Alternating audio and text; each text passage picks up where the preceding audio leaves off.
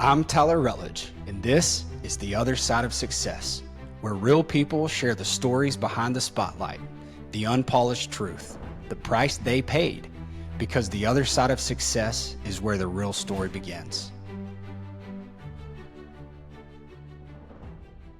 Hey friends, thanks for listening. This very special Memorial Day episode, we were very fortunate to have Peggy Borland Evans on the show, tell her story about her husband Ken, who passed away in Haiti while serving our country. This episode is sad, but also has an unbelievable message of hope. And not only that, but the hope that we find in Jesus. I pray that as you listen to this episode, if you've been impacted by the loss of a loved one, that you find hope in Peggy's story and how she was able to come out on the other side. This episode is in memory of Kenneth Borland, a lieutenant colonel with the United States Air Force. Let's get into it.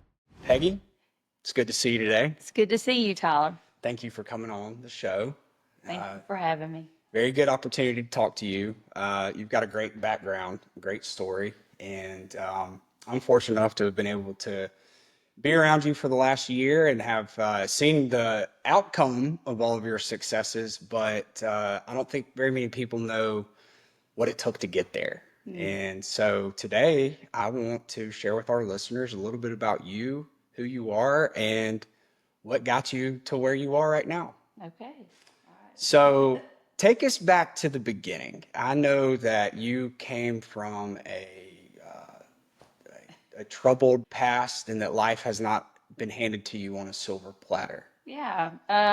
Just my biological mother passed away when I was a baby. And then I was fortunate enough that my aunt took my brother and my half sister in, and she married, and we had a great childhood from there. We had step siblings come into the picture, and everything was great. I went to Gardendale High School, graduated in 1990. We had a really big family, just a blended family. It was great. And then my mom passed away, and then just recently my dad passed away, and so I've been through a lot of loss in my life, but I would say for the most part, the Lord was very, he blessed us with another mom to come in and take care of us, to keep us out of like a foster situation. So yeah, I'm very blessed in that sense. I think one of the greatest parts about your story is the word that comes to me the most is like resilience. and we're going to dig in a little bit about why you're on this podcast here in a second. But I think when you think about what makes someone successful, everybody's definition of success is different, certainly. But I think there's always some common themes, and resilience is one of those. So I want to share a little bit of your background and why you're here for this special Memorial Day episode, and that your husband, Ken Borland, served in the United States Air Force in Haiti. Yeah, he was in Haiti. Okay. But he was in the United States Air Force. We traveled a lot, stationed in a lot of different places. But he was in Haiti, the country of Haiti, when he was killed. Take us to that day. So we were stationed in Florida, Miami, Florida. We lived in Weston, so there were certain areas that Ken didn't want us to kind of be living in Miami in that kind of environment. So we lived in Weston, which I would think would be, if you wanted to know like what that looked like, it'd be like Mount Brook or, somewhere like that, Vestavia. So we were stationed there. We had small children, and then my son Chance. And so Charlie, we just celebrated Charlie's 3rd birthday. Chance was in middle school. And then my son Andrew was still in a baby bed. He was, I guess, 15, 16 months old. He was small enough to still be in a crib. And yeah, he went on assignments all the time. He was a helicopter pilot. And so before we moved to this location, he went on countless missions flying the helicopter. And before we got married, he had been with the Marines, flew in Iraqi freedom. And so he been in a lot of like war situations and everything. He was what he called flying a desk at the time. It was just a step he had to go through to get, um, keep moving up in rank and in assignments. And so he was the desk officer for the Caribbean area. He worked at Southcom, and he was on assignment. He was what they called TDY, temporary duty. We just celebrated Charlie's third birthday, and he went, and it actually, he was gone just for the weekend and was supposed to be back, and we were going to do something for the weekend with the kids. So, yeah. So, for those that aren't aware, there was a massive earthquake. Yep, he'd been to the Dominican Republic, and from there he was going to go into the country of Haiti there was a team of five. There was a general's assistant, and then one of Ken's he was a commanding officer above him, and then Ken, and then another enlisted officer. So at Southcom, there's like different branches, multiple branches working together to protect the southern borders of our state. And so they were in Haiti, and the kids, Chance had just gotten home from school, and the kids were, you have an infant and a toddler, and Right. like a almost teenager, he seemed like, and I was getting ready to start getting dinner ready, and I just hopped on the internet to check my emails. I turned the TV on for cartoons so I could start cooking dinner, and I just hopped on my email just to check and see how Ken's day went. And he's like, "You're not gonna believe this." We went to the poorest area of Haiti. It left a huge impact on him. And he said, "I really wish Chance could have seen this area. It left a really big impact, the poverty that he had seen in Haiti that day."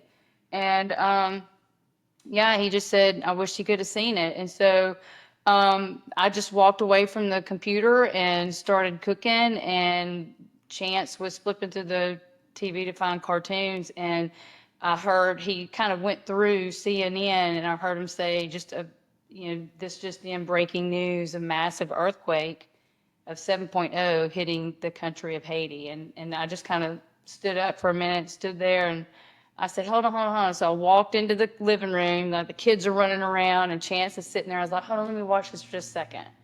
And so sure enough, 7.0 earthquake hit the Port-au-Prince, part of Haiti. And so I thought, let me go check. So I just hopped back over to the computer, and I sent Ken a quick email and said, "Hey, I just saw that y'all experienced an earthquake. Are you okay? What was it like?" And so I didn't get anything back. And I thought, it's okay. It's probably internet's down or whatnot. And I just kind of kept cooking. But then I just kind of had a stirring that, okay, do I need to email him again? And so I emailed him again, and nothing. And then I called my sister-in-law, Kelly. I called her, and I was like, "Hey, like, I don't know, are y'all watching the news? There was this earthquake in Haiti, and Ken's there, and I don't know what to do," because like he didn't respond back in email, which I wasn't really worried. I just didn't know what steps I was supposed to take. And then I called. She was like, "Well, yes, should I call your mom and dad?" She goes, "No, let's just wait. I'm sure he's fine." And yeah, and then I called my uncle, who's retired Air Force. He's retired in Key West. He knew some people from Southcom, and so I called him and I told him what I knew, and I was like, "I don't know who to call, what to do, like to know if he's okay or what." He goes, "Well, let me do some digging, I'll get back with you." I was like, "Okay." And that was at 4 o'clock that afternoon. So obviously you're in the peak maternal, right? You got two young kids. Yeah. Your maternal instincts are at the elite level, if they're anything like my wife's. So that happens. You kind of send the emails with the hope that he would be able to respond quickly, and they're not there. At what point were you like, okay, I've got to think about the worst here? It wasn't that day. Okay. I think because, yeah, I did eventually, that was around 4. I think around 5 or 6, I called his mom and dad, and his mom was very calm, and she was like, okay, well, let us know if we need to start driving down. I'd like to be there with you and the kids. We'll come. And I believe my brother was stateside, and so I called him, and I talked to Kelly again, and then I think it was around 8 o'clock when someone from Southcom called me and just said, "Hey," and I'm trying to remember, but I believe it was one of the officers, Garza. He just said, "Hey, this is Mario Garza. I'm looking for Ken." And I said, "Well, he's not here. He's in Haiti." And the brief pause, I just will never forget it. Right. Like at that point, I thought, okay, Yeah. he's there, and this is real. And I wasn't worried for whether or not he was alive. I just knew that he was in the mix of like a disaster. And so I just said, he's not here. He's in Haiti. And he goes, okay, well, I'm going to be your contact person. And so then I was like, okay. And so I took his name, his number. He said, I'll be calling you later on tonight. And that was around 8 o'clock. And I was like, okay. And so I called Ken's mom and dad, and she answered the phone, and she said, we're already on the road. Like, I get. Coming to you? She was already on, yeah, like, wow. It's his mom. Oh, yeah, she knew. And she knew. Yeah. She knew, but she was very calm. She said, we're on our way. We live in Miami. They're in Birmingham. And I don't remember if my brother started his trek down. It was maybe the next day after I talked to him. But then I think Kelly, she was making arrangements. She worked at Children's Hospital, and she was going to start driving down. So but his mom was on the way. Right. So that was that day, that late evening at 8. So we knew that the situation was tough. We knew that there was pretty catastrophic damage that had been done there. When did you find out that he had or was either passed away or was not able to be found? They had found Colonel Thomas, and then I knew that the general was fine. He was at the embassy. I knew that his aide was fine. Betsy Ross, she was with him. And then they started trying to, like, the search, and, we're watching the news, and I knew he was in the Hotel Montana because he had told me. And then the news had just, like, come across, like, the earthquake has, like, pancaked most all structures because, there was very poor infrastructure in that area. And they came across that the Hotel Montana was completely collapsed. And, I remember telling my son Chance, I'm like, gosh, well, let's just hope that he made it out and he's helping people. Right. I mean, he was a survivor. He done Alaska Sure. Survival School. In my mind, he is on the ground.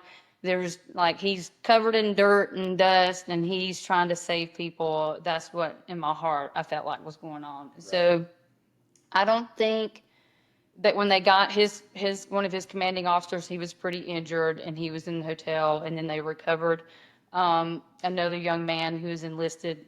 They recovered him. I think at that point I knew, like, okay, maybe he's still in there somewhere, but we were still in the search. There, search and rescue. It wasn't like just recovery at that point. So that went on like 13, 14 days. So it was that long. Yeah. And it wasn't until, like, we're at day 14. The military was great. They were calling, giving me updates, every day they were calling. But the last time they called about day 14, I just said, listen, I have a passport. Kelly's mom and dad are there. Kelly was there, his sister, my brother was there. And I just said, I just feel like if that's where he took his last breath, I owe it to my kids to have seen it or be there, be present. And so, can I go? And they were like, we'll get back with you. And then it was like the next day, they said, we have a jet. We're going to take you and some others, his mom and dad and Kelly, to the hotel. So I think they knew. Yeah. In my heart, I still felt like he was alive, surviving underneath all that debris. Right. But when we got there, I remember walking out on the tarmac to fly out there, and the two officers that were pilots, when I got ready to walk up the stairs, he took my hand and he said, "Miss Borland, I'm so sorry for your loss." And I was furious. I was like, I have not lost anything, I looked at him and I was like, I haven't lost anything. And I got on the plane. I was like, how dare him? Like, he's alive. You needed that confirmation yourself. I did. And so when we flew to Haiti, and it was the most unimaginable thing I had ever seen in my life. Like, just, it was like a bomb had exploded in that area. And just seeing, we were in a motor brigade to the hotel with, the military, and just seeing just people standing like half clothed, children no clothes, begging for water, like just clean water, beating on the door. I mean, I remember all that. And so at that point, I'm still thinking we got to help them. Like, I wanted to give them the water in our vehicle, and they were like, just wait, and then when we got there, we sat down under a tent, and they were burning incense, because obviously we're in like the 2-week mode. Things were not smelling the best in that area. And I just remember sitting there looking at the pile of rubble from the like 5-story hotel, just concrete block and just everything everywhere. They stopped working when people were on site. So when they would bring families to the site, they stopped working, and all the military were all at parade rest and just standing very still around us. And I think at that moment, just sitting there, I was looking at it, and as tears started falling down my, like, they were uncontrollable. I wasn't like, I just felt the tears. And as soon as I felt the tears, I also feel like I felt the hand of the Lord, like his presence, Wow. like the weight of his hand on my shoulder saying, I'm here. Yeah, that's a good word. And at that moment, that's when I knew. Yeah. I remember it. That's the first time I ever felt the presence of the Lord. Wow. Is his hand right there on my shoulder as I was staring at it. That was when I knew. I can feel the Lord in here right now. I've got the chills. Thank you for sharing this. It's really incredible. I think when people think of Memorial Day and losing a spouse, I think, or just a soldier in general, I think what I would have always expected is someone who is actively fighting in a battle, right? And I don't think we realize, as just the general population of Americans, the amount of people that lose their lives doing things like Ken was doing, which was just serving in a capacity to which He was active duty. they needed his help. He was in a country that was civil unrest. At some point had been considered a hostile territory. Yeah. He was in his battle dress uniform, with his name on it. So when they found his remains, they pretty much knew it was him. Yeah. So yeah, he was serving his country To the last breath. to the last breath. Praise God for that. And just what an incredible testament. I think of ways that I would particularly rather die than not die. And I think serving your country to the last breath would be a pretty admirable way to go. So let's go from, we know what happened there, and just the amount of heartache that had to have been for you with 2 young boys. So you go from, a military family with a husband that's on a short-term assignment to you're a widow and you've got 2 young kids, but you were built for this. It's like God knew early in your life that he was going to have to help you with some adversity because there was more in store. Tell me a little bit about what kept you grounded during those first 6, 12, 18, 24 months after Ken passed away that has helped you build now your super successful nursing career, your gym ownership. You are now married for 10 years to another military man with a very successful blended family. What kept you rooted in that first 24 months that allowed you to be a widow and be a mom at the same time? Well, you never leave the house until you, like, we never left the house while we were waiting to hear, that they had found him. Because we knew he was in the hotel somewhere. But it was a Sunday, and um, I decided to go to church. I said, my kids need to be in church. And it was my mother-in-law, Adrian, who said, like, hey, like, I know y'all are going to a small church there in Weston. Let the body of Christ know that, like, y'all are what y'all are going through, because we're gonna need support and help. And so I did. She knew exactly like what we needed to do. And but that Sunday I went to church, and I can remember standing there as they do the altar call, because it's a small little church. And I'd brought back a rock, a piece of rock from Haiti. I picked it up off the ground, and so I had that little rock in my hand, still have it. And I was just kind of rubbing on it. And they were doing the altar call, and I couldn't sing. I couldn't sing. I couldn't worship. I was there. I Yep. loved the Lord, and I trusted Him. Um, and I know for weeks I'd prayed, please, Lord, don't let my babies grow up without their daddy. Please. And, just pleading and begging, please bring him home safe. And that day that I went to church, and I'm standing there and they're doing the altar call, I remember rubbing that rock, and I couldn't sing, but I started sobbing. And I thought, okay, Lord, I've been asking you for what I want. Mm, Now I'm ready to surrender to your will wow. of what you have for me. And I think at that moment, not knowing what was in store that afternoon, I think me surrendering my will of what I wanted and not allowing me to trust in what his will for me was, Right. um, that moment was a shift for me. And we went home, and it was just me and my mother-in-law in the house, and she opened the door when they knocked, when they found him. And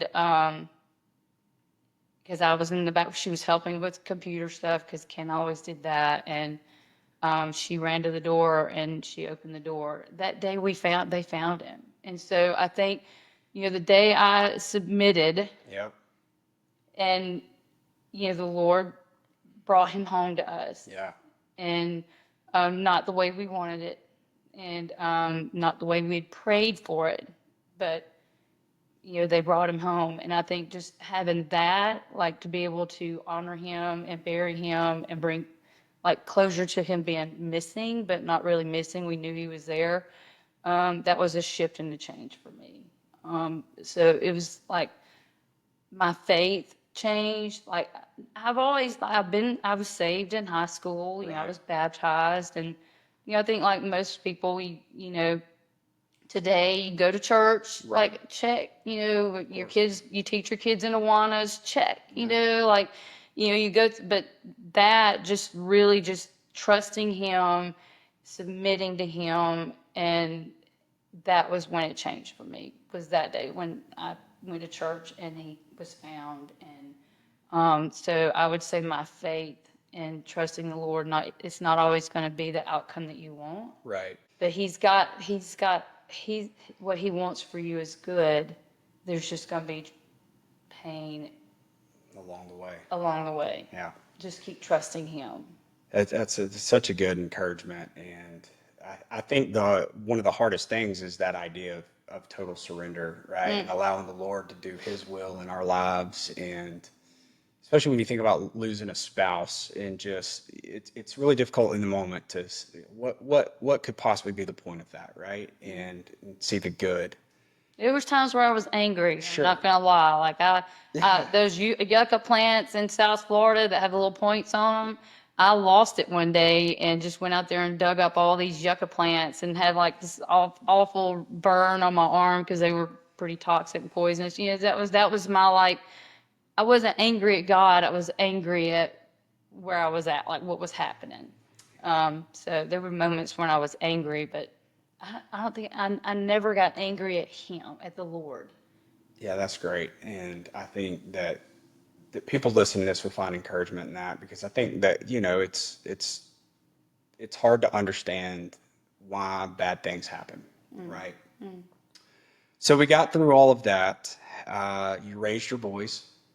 You did a really good job there. The best I could. Yes, you could, given your circumstances, right? I think as a parent, myself, there's plenty of things in my short tenure as a dad that I could do differently and better, and that's okay. It's all part of the learning curve. When you got your boys to a place where they could understand kind of what had happened to their father, what legacy of Ken did you try to give them? What did you tell them about Ken? Um, that he was very honest and very real, very genuine. He loved his country. He wanted to make a difference. You know, he did talk about plans to maybe be in the political side of things just to make a difference in this country.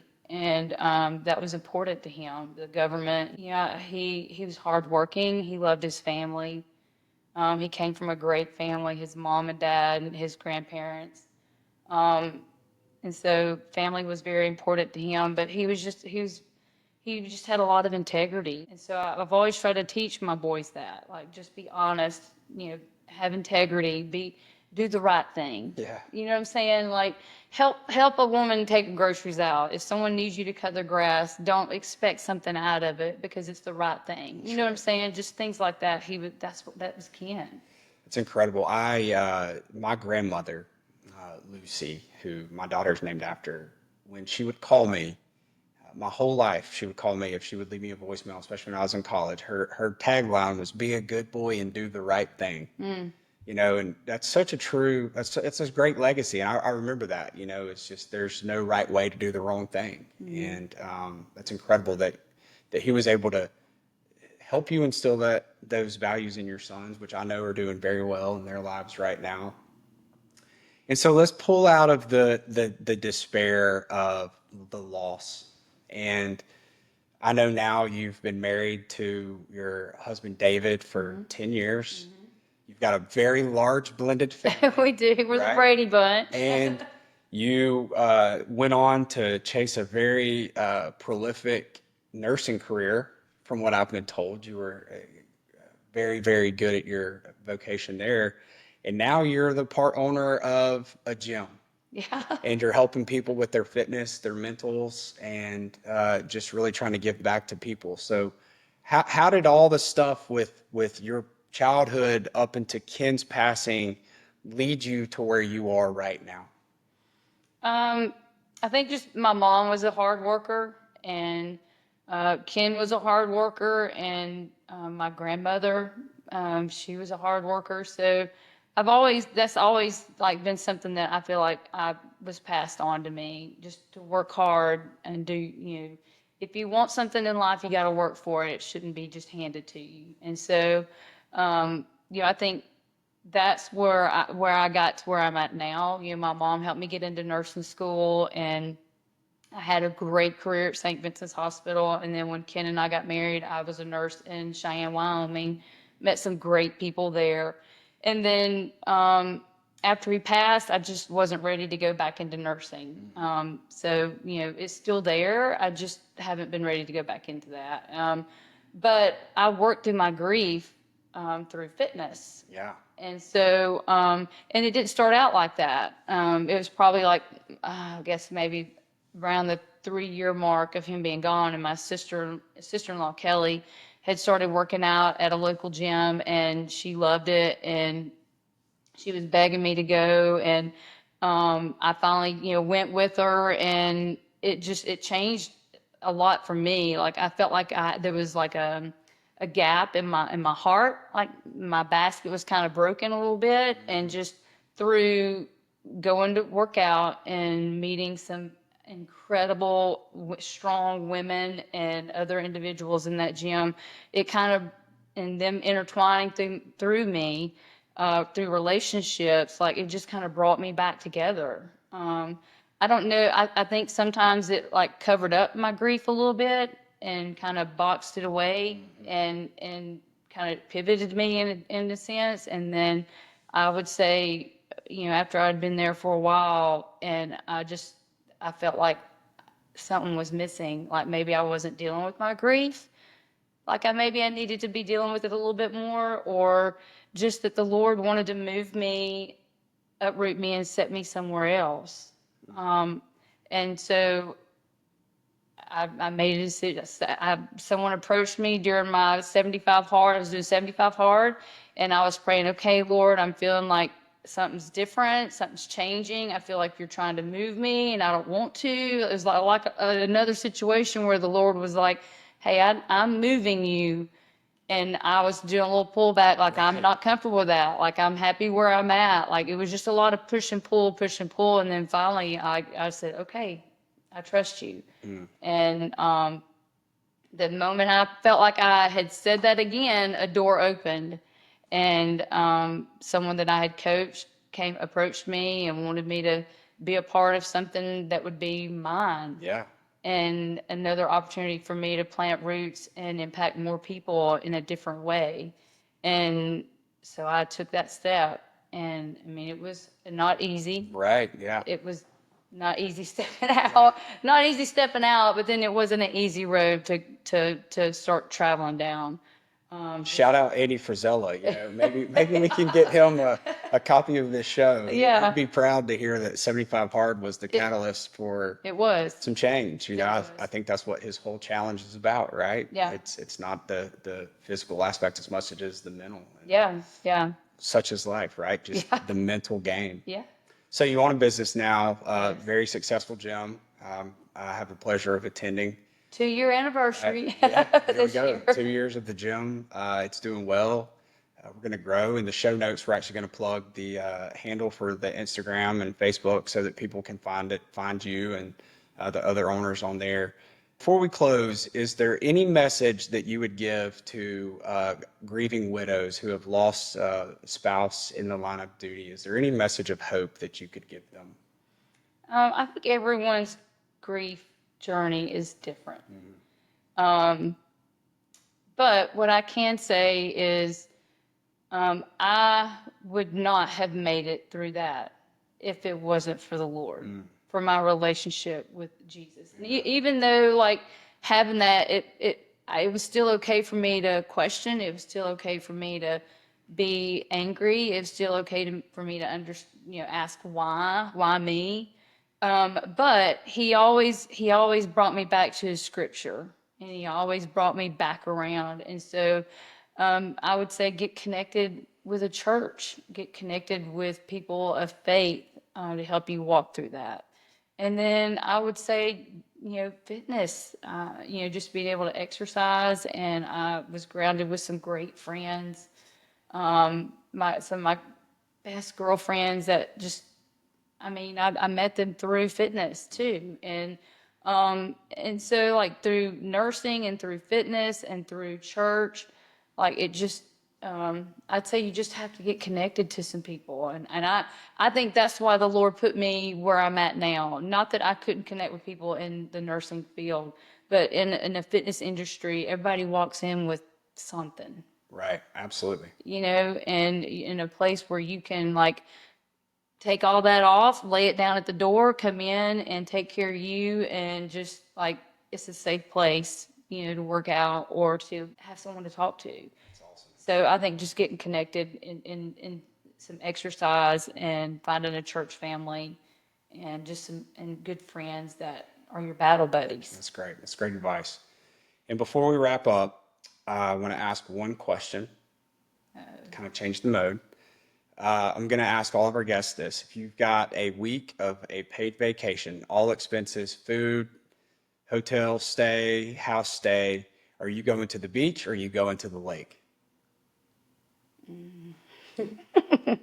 That's tough because I like them both. Got to pick.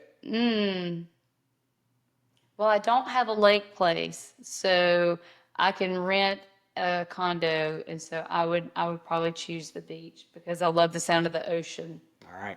I like it.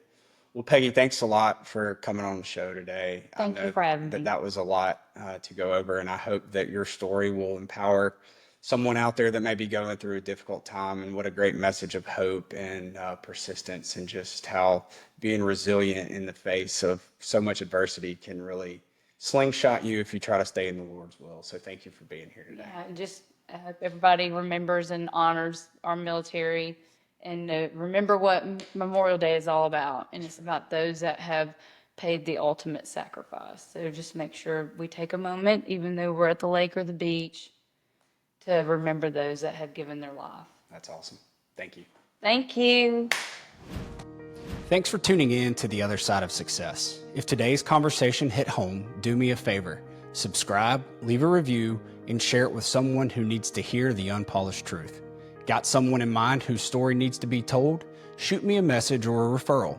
I'm always looking for real people with real stories to join the conversation. We're all on this journey together, and the more we talk about the real stuff, the stronger we get. Until next time, keep grinding, stay honest, and don't forget, success always has another side.